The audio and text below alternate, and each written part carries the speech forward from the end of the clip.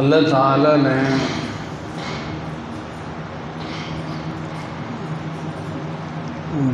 زمین کے بعض خطوں پر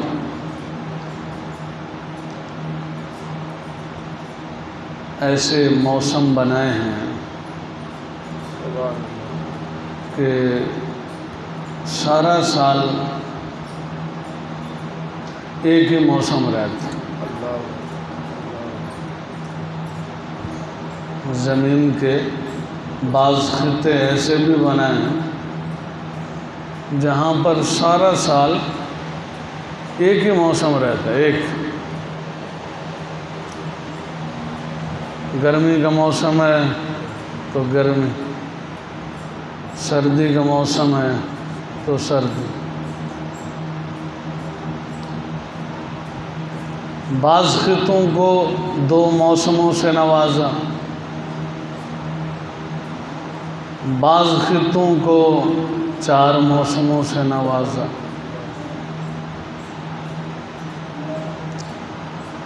ان خطوں میں سے ہمارا جو خطہ ہے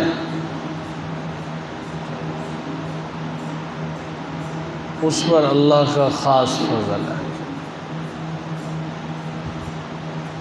اس کو اللہ تعالیٰ نے 4 موسموں سے نوازا ہے۔ موسم گرما بھی آتا ہے، موسم سرما بھی آتا ہے، اور پھر ان کے درمیان موسم بہار بھی آتا ہے، موسم خزاں بھی آتا ہے۔ یہ اللہ کا خاص فضل ہے۔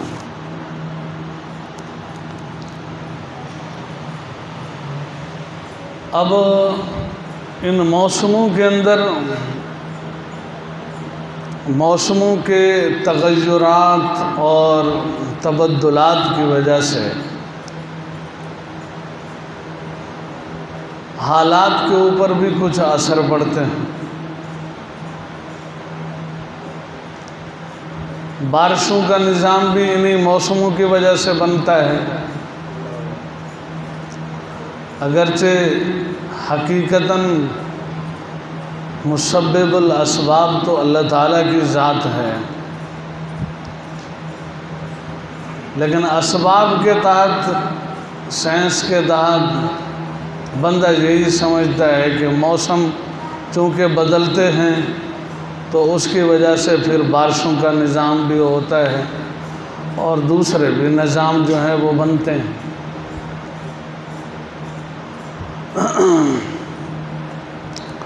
اللہ تعالیٰ بارشوں کے جو نظام ہیں اس نظام کو پانی سے ہی اٹھاتے ہیں اور اوپر جا کے پھر پانی ہی برساتے ہیں۔ یہ تحقیق ہم نے سائنس کی کتابوں کے اندر پڑھی، لیکن کرنے والی ذات صرف اللہ تعالیٰ کی۔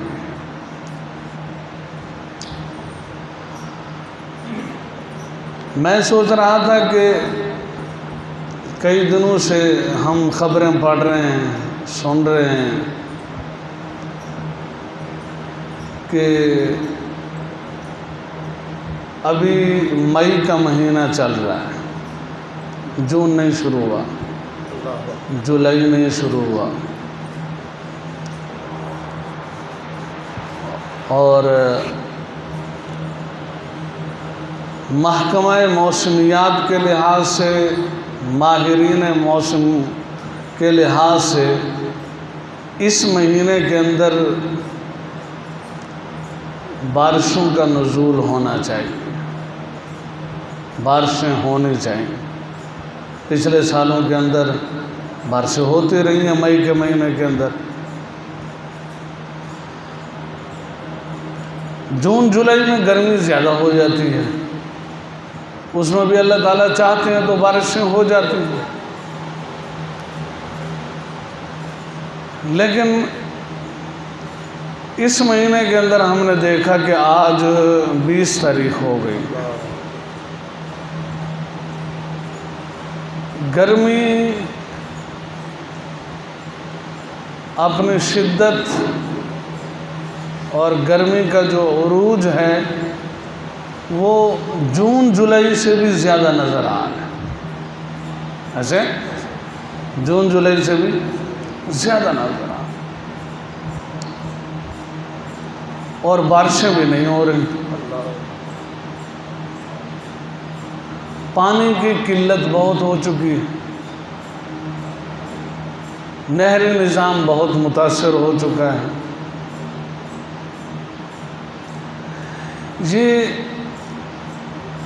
یہ بھی اللہ تعالیٰ کا فضل ہے ہمارے اوپر کہ ہمارے اس علاقے میں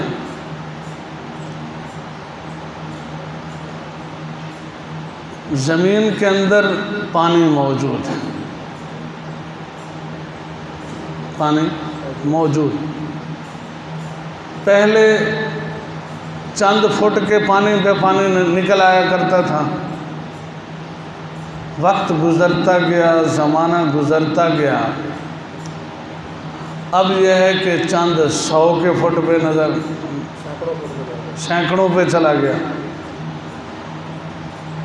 ٹھیک ہے جی، لیکن ابھی زمین کے اندر پانی موجود، جیسا کیسا ہے. ہاں، کہیں میٹھا ہے، کہیں کڑوا ہے. بعض پورے شہروں کے اندر میٹھا پانی، رحیمیار کے اندر اچھا پانی. شاید پیتے نہیں ہوں گے وہاں کے لوگ، لیکن ہم جب جاتے ہیں تو ہم تو کلی کرتے ہوئے بھی ہمیں بہت اچھا محسوس ہوتا ہے. ہمارے لحاظ سے بہت اچھا ہے. وہ اچھا نہیں، بہت اچھا ہے. ملتان شہر کا پانی بالکل اچھا ہے، پورے شہر کا پانی. اور میں جب پڑھا کرتا تھا فیصل آباد میں تو ہمارے اس شہر کا پانی اچھا تھا، اتنا کڑوا نہیں تھا جیسے آپ ہے. زمینی پانی کی بات کر رہا ہوں. اچھا، واٹر سپلائی کا نظام اس زمانے میں نیا شروع، یہ 93-94 کی بات کی. اور جب میں فیصل آباد گیا تو فیصل آباد پانی ایسے تھا جیسے ہمارے یہاں جیسے کڑوا ہے، وہ بہت زیادہ کڑوا ہے. بعض جگہوں پہ ان بعض جگہوں میں سے اپنے بھی ایک جگہ انہیں میں شامل ہے کہ بہت زیادہ یعنی کڑوا ہے.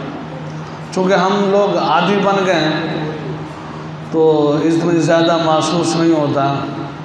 باہر کے لوگ جب آتے ہیں تو پھر وہ سناتے رہتے ہیں باتیں، ہاں سے اتنا پانی کوڑا ہے، منہ وچ سٹیں دے گئے سے تے منہ کوڑا تھی گئے. بالکل بڑی مشکل نال کلی کیتی ایسے جلدی ٹھڈا ہاں مزہ آ گیا. تھوڑا ایسے ہوتا ہے، تازہ پانی نکل رہا ہو نا تو ٹھنڈا محسوس ہو، موسم کے مطابق.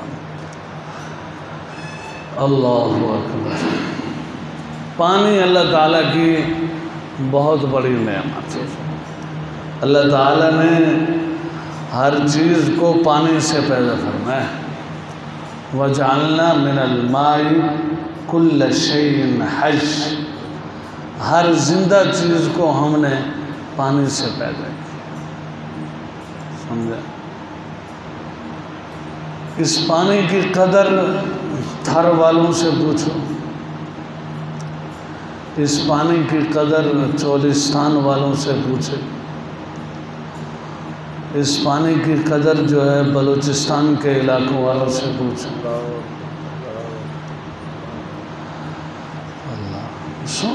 وہاں لوگ جو ہیں وہ کئی میل سے، مرد نہیں عورتوں کی بات کر رہا ہوں، عورتیں وہاں کئی میل کے فاصلے سے مٹکے اور گیلن جو ہے وہ بھر کے لاتے. بڑی مشقت ہوتا. ہمیں اللہ تعالیٰ نے زمین سے ہی پانی نکال کے دے. یہ اللہ کا ہمارے اوپر بڑا فضل ہے.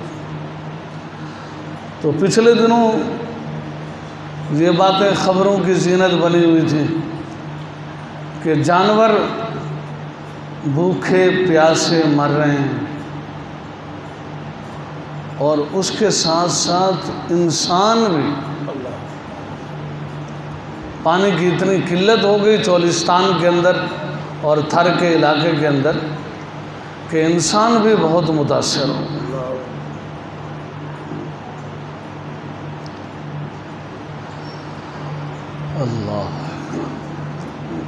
اللہ تعالیٰ قیامت والے دن نا جب فیصلہ فرما دیں گے، جنتی لوگ جنت کے اندر چلے جائیں گے اور جہنم لوگ جہنم کے اندر چلے جائیں گے، تو جہنم والے ان کو سب سے پہلے جس نعمت کی قدر یا نعمت جو یاد آئے گی وہ پانی۔ قرآن نے ان کے بارے میں کہا کہ وَنَادَى أَصْحَابُ النَّارِ أَصْحَابَ الْجَنَّةِ أَنْ أَفِيضُوا عَلَيْنَا مِنَ الْمَاءِ أَوْ مِمَّا رَزَقَكُمُ اللَّهُ قَالُوا إِنَّ اللَّهَ حَرَّمَهُمَا عَلَى الْكَافِرِينَ، کہ جب ان کو موقع ملے گا جنتی لوگوں سے بات کرنے کا، اور درمیان سے اللہ تعالیٰ کوئی دیوار وغیرہ جو بھی ہوگی وہ ہٹا دیں گے، تو اللہ تعالیٰ ایسا کوئی نظام بنا دیں گے کہ جنتی لوگ جہنمیوں سے بات کر سکیں گے، جہنمی لوگ جنتیوں سے بات کر سکیں گے۔ تو جہنمی لوگ جنتی لوگوں سے پہلی بات یہی کہیں گے کہ وَنَادَى أَصْحَابُ النَّارِ أَصْحَابَ الْجَنَّةِ، جہنم والے جنت والوں سے کہیں گے نہیں بلکہ پکار کے کہیں گے، زور سے کہیں گے، آواز لگا کے کہیں گے، کیونکہ تکلیف کے اندر ہوں گے نا۔ کیا کہیں گے؟ ان افیضوا علینا من الماء، ان افیضوا علینا من الماء، او ساکو پانی دا گھوٹ تڑے ہو، پانی دا گھوٹ تڑے ہو، پانی دا گھوٹ، اساں تا گرمی وچ بھا وچ رولدے پے، سب سے پہلے پانی مانگے۔ اچھا پانی نہیں دیتے تو کوئی کھانے کی چیز جو نعمتیں تمہیں ملی ہیں ان میں سے کوئی چیز دے دو، تو آگے جنتی لوگ کہیں گے کہ ان اللہ حرمہما علی الکافر، اللہ تعالیٰ نے پانی کو بھی اور رزق کو بھی، نعمتوں کو اللہ تعالیٰ نے تمہارے اوپر حرام کرا دیا، کافر لوگوں کو یہ چیزیں نہیں ملیں۔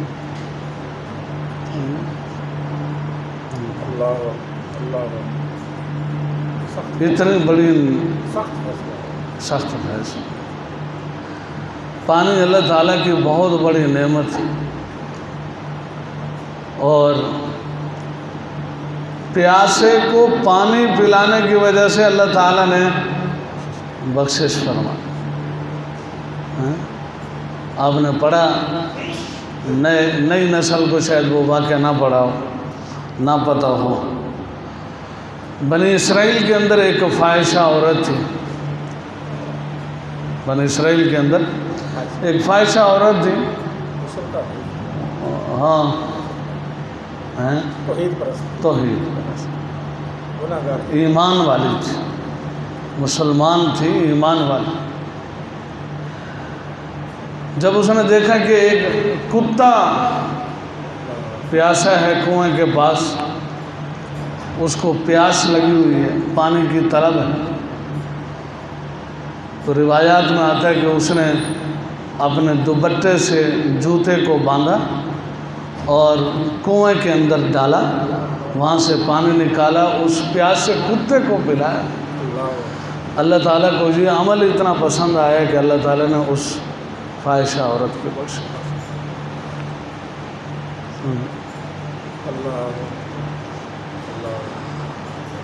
تو میں عرض کر رہا تھا کہ یہ پانی اللہ تعالیٰ کی بڑی نعمت ہے،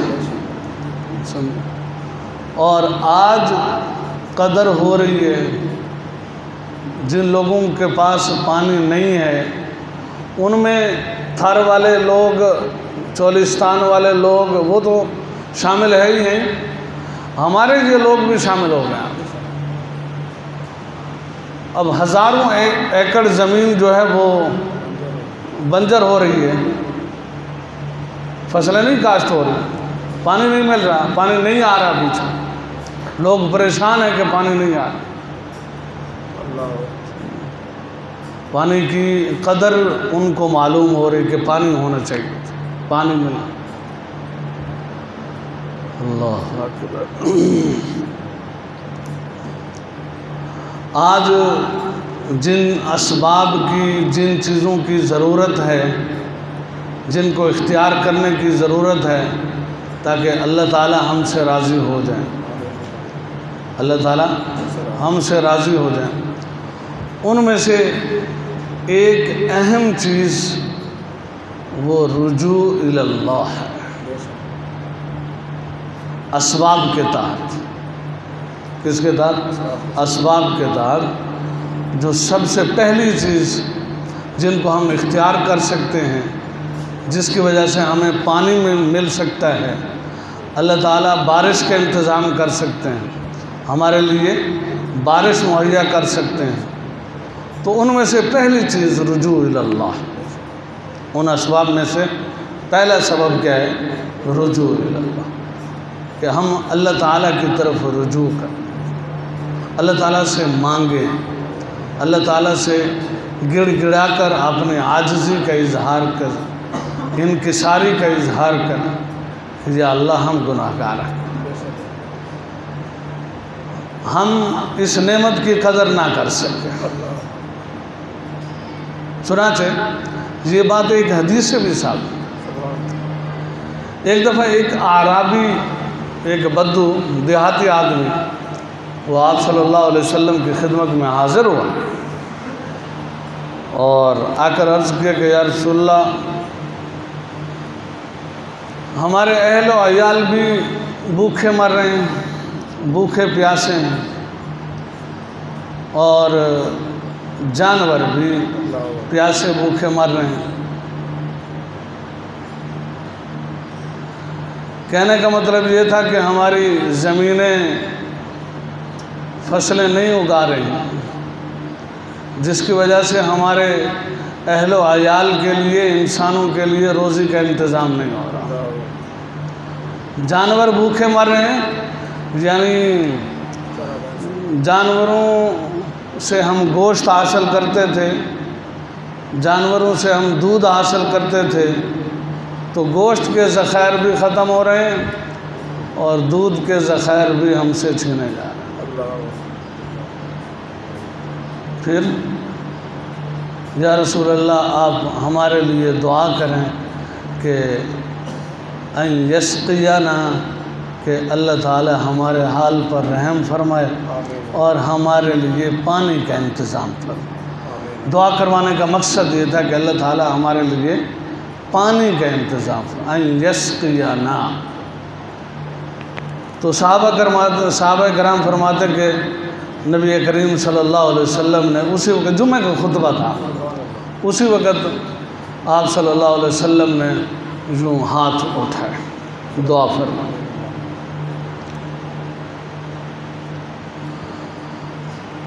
تو اللہ کا نبی دعا کر رہا تھا، صحابہ فرماتے ہیں کہ ابھی آپ صلی اللہ علیہ وسلم ممبر سے نیچے نہیں اترے تھے کہ اللہ تعالیٰ نے بادلوں کا انتظام فرما دیا،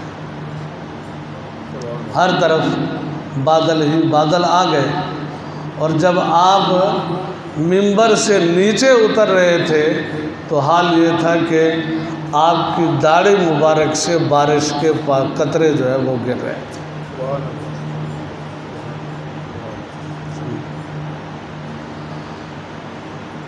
آپ صلی اللہ علیہ وسلم وہاں مدینہ شہر کے اندر موجود تھے، اور وہ دیہاتی کسی دیہات سے آیا تھا، ان کو پانی کی ضرورت زیادہ تھی۔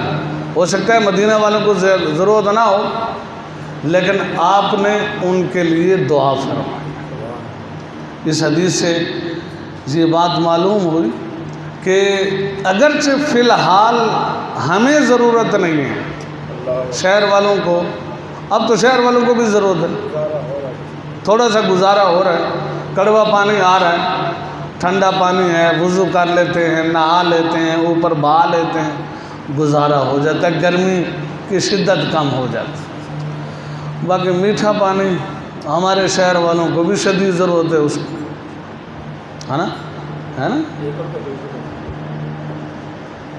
جو واٹر سپلائی والا آتا ہے وہ بھی ہفتہ ہو گیا، وہ بھی نہیں آ رہا تھا، کل سے کچھ آنا شروع ہوا، اور آتے ہیں تو وہ بھی نہ آنے کے برابر۔ ہمارے ہاں تو آتا ہے تو کوئی 15-20 منٹ پہلے بجلی ضائع کرو اس کی، گندا گٹر والا پانی اس کا نکالو، پھر کچھ جو ہے وہ کچھ صاف نکل آئے تو آئے، نہیں تو چلو اس کو بند کرو، بجلی بھی ضائع، پانی بھی نہ۔ اللہ اکبر۔ تو بہرحال پانی کی یہاں بھی شدید ضرورت ہے۔ تو دیہاتی لوگ آئے اور آ کے دعا کروائی، تو اس سے یہ ثابت ہوا کہ اگرچہ وہاں کے رہنے والوں کو پانی کی ضرورت نہ ہو تو جن کو ضرورت ہے ان کے لیے دعا کرنی چاہیے، ان کے لیے دعا کرنی چاہیے کہ اللہ تعالیٰ ان کے لیے پانی کا انتظام فرمائے اور ان کی جو شدید مجبوری ہے، ضرورت ہے، اللہ تعالیٰ اس کو دور فرمائے۔ ایک کام تو پہلے یہ کرنے کا ہے کہ ہم لوگ دعا کریں، اور دوسرا کام جو کرنے کا ہے وہ جو آیات میں نے آپ حضرات کے سامنے پڑھی سورۃ نوح کی 29ویں پارے میں، سورۃ نوح کی، اس میں حضرت نوح علیہ السلام کی باتیں ہیں۔ حضرت نوح علیہ السلام نے اپنی قوم کو سمجھانے کے لیے دن رات ایک کر،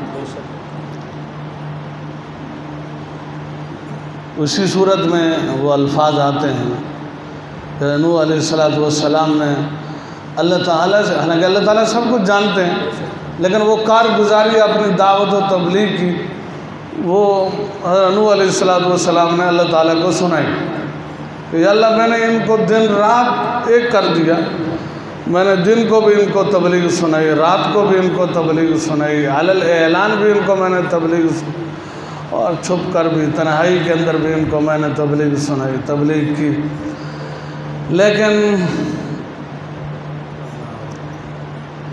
یہ ماننے کے لیے تیار نہیں ہے، کیا کریں؟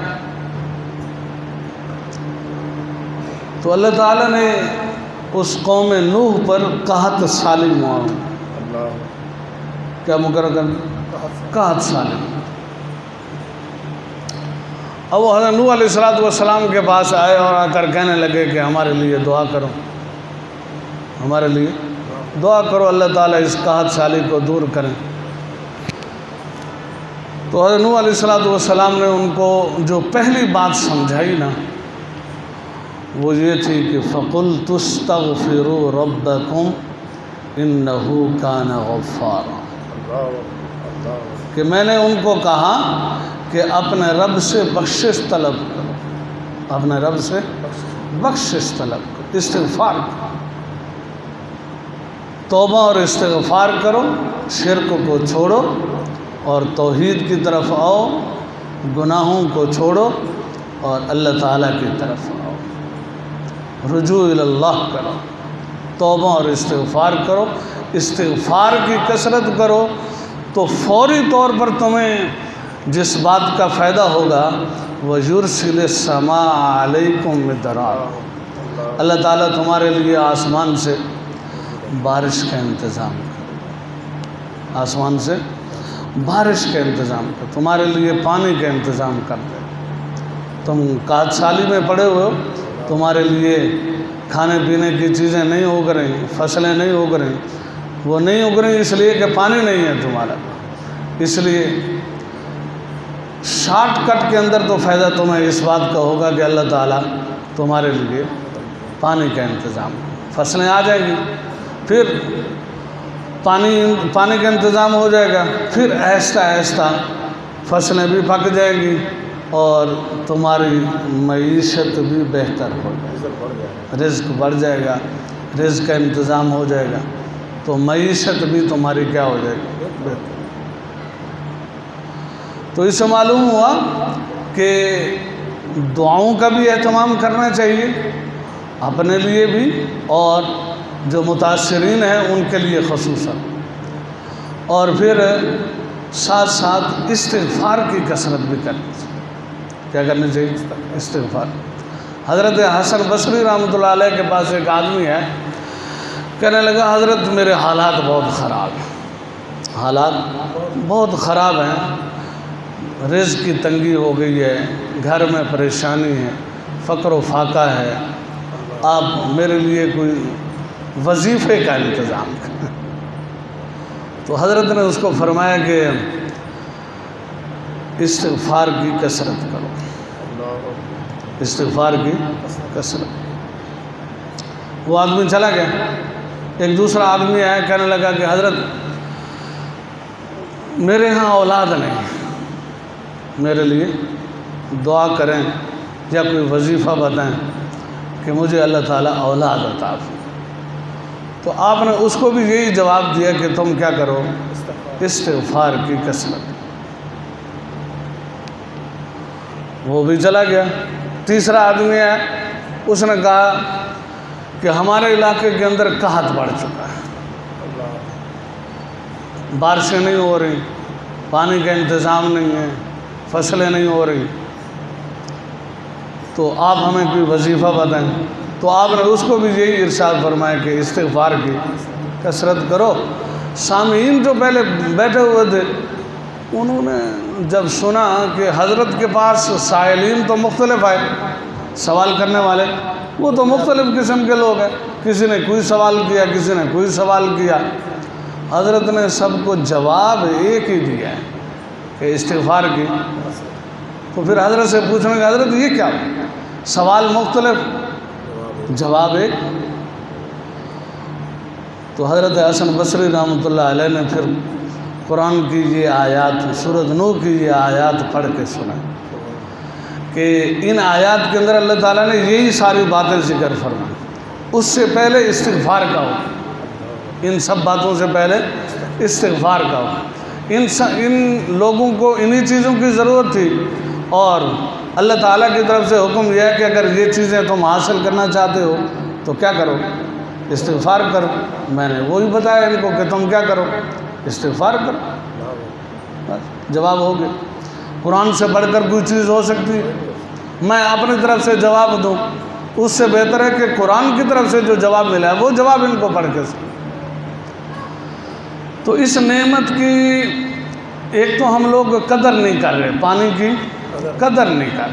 یہ بھی اللہ تعالیٰ کا ہی اعلان ہے نا، لَإِن شَكَرْتُمْ لَأَزِيدَنَّكُمْ، یہ اللہ کا اعلان، لَإِن شَكَرْتُمْ لَأَزِيدَنَّكُمْ، کہ اگر تم شکر ادا کرو گے نعمت پر تو میں اس نعمت کے اندر اضافہ کر دوں، اس نعمت کے اندر کیا کر دوں؟ اضافہ کر دوں گا اگر تم شکر ادا۔ آج ہمارے یہاں کا حال کیا ہے؟ ہمارے پاس میٹھا پانی تو ہے نہیں، کڑوا پانی جو ہے اس کی بھی ہم قدر نہیں کر رہے۔ ہمارے ذہن میں یہ ہے کہ پانی استعمال کر لیں گے، کہ پیچھے ہمارے پاس روٹر لگے ہوئے ہیں، موٹریں لگی ہوئے ہیں، ٹینکی بھر جائیں گے، بھر لیں گے اسی وقت، اور بے دریغ استعمال کرتے۔ جبکہ حدیث کے اندر آتا ہے کہ اگر تمہارے پاس پانی کا بہت بڑا ذخیرہ موجود ہے، بہت بڑا ذخیرہ موجود ہو، اس میں سے تم وضو کے لیے پانی استعمال کرنا چاہتے ہو تو وہ بھی ناپ کر کے، کیا کر کے؟ ناپ کر کے اس پانی کی جتنا تمہیں وضو کے لیے ضرورت ہے اتنا پانی لو، باقی پانی کو وہاں ذخیرہ۔ سمجھے؟ یہ نہ سمجھو کہ پانی ہمارے پاس بہت زیادہ ہے تو ہم اس کو بے دریغ اور بے احتیاط اس کو استعمال کرتے رہیں، پھر اللہ تعالیٰ کی طرف سے فیصلہ ہو جائے کہ تم پانی کی ناقدری کر رہے ہو لہٰذا ہم تمہیں پانی نہیں دیتے۔ سمجھے؟ پھر یہ جو پانی کو جب ہم احتیاط کے ساتھ استعمال کریں گے نا، جتنی ضرورت ہے اتنا استعمال کریں گے، تو یہ بھی شکر کی ہی ایک صورت ہے۔ اس کو شکر عملی کہتے ہیں، شکر عملی۔ بعض شکر کی کئی صورتیں ہوتے ہیں نا، ایک شکر قولی ہوتا ہے قولی ہوتا ہے. ہم پانی پیتے ہیں، پانی پینے کے بعد پھر زبان سے کہتے ہیں الحمدللہ. کیا کہتے ہیں؟ کہتے ہیں نہیں کہتے؟ وہ کہتے ہیں نا الحمدللہ. کھانا کھا کے دعا کرتے ہیں الحمدللہ الذی اطعمنا وسقانا وجعلنا من المسلمین. دعا کرتے ہیں نا الحمدللہ کہتے ہیں. تو یہ قولی شکر ہے. یہ کیا ہے؟ قولی شکر. اور عملی شکر اعضاء کے ذریعے جتنا ہمیں جس چیز کی ضرورت ہے ہم اتنی استعمال کرتے ہیں، بے قدری ناقدری نہیں کرتے. جتنی ضرورت ہے اتنی ہی استعمال کرتے ہیں. پانی کی چیز ہے یا کھانے کی چیز ہے، تو یہ عملی شکر کہلاتا ہے. تو اللہ تعالیٰ کی طرف سے اعلان ہے کہ اگر تم اس نعمت کی قدر کرو گے تو اس نعمت کے اندر میں کیا کر دوں گا؟ اضافہ. تو یہ باتیں میں اس لیے عرض کر رہا ہوں کہ آج کل ہمارے ہاں چونکہ خبریں ایسی چل رہی ہیں، خاص طور پر چولستان کے علاقے کی اور ایسے ہی جو ہے تھر کے علاقے کی، خود ہمارے علاقے کی یعنی ایسی پانی نہیں ہے نہروں کے اندر، اور ایسے ہی ہماری کالونی کی بات کر لیں، واٹر سپلائی کا پانی جو ہے وہ ہفتے کے اندر شاید ایک دن آیا ہے. وہ ویسے پینے کا ہوتا ہی نہیں ہے، وہ استعمال کرنے کا ہوتا ہے، پینے کا نہیں. پینے والے تو ہم لوگ کہنے بھرتے ہیں، ٹینک جو ہے وہ ڈلواتے ہیں، پھر جا کے پینے کے لیے انتظام ہوتا ہے. تو یہ نعمت بھی اللہ تعالیٰ ہم سے چھین رہے ہیں. اس کی وجہ یہ ہے کہ ہم لوگ اس کی قدر نہیں کرتے.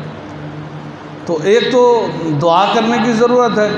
دعا کریں اللہ تعالیٰ سے گڑ گڑا کے عاجزی کا اظہار کریں کہ یا اللہ ہم سے یہ نعمت نہ چھین.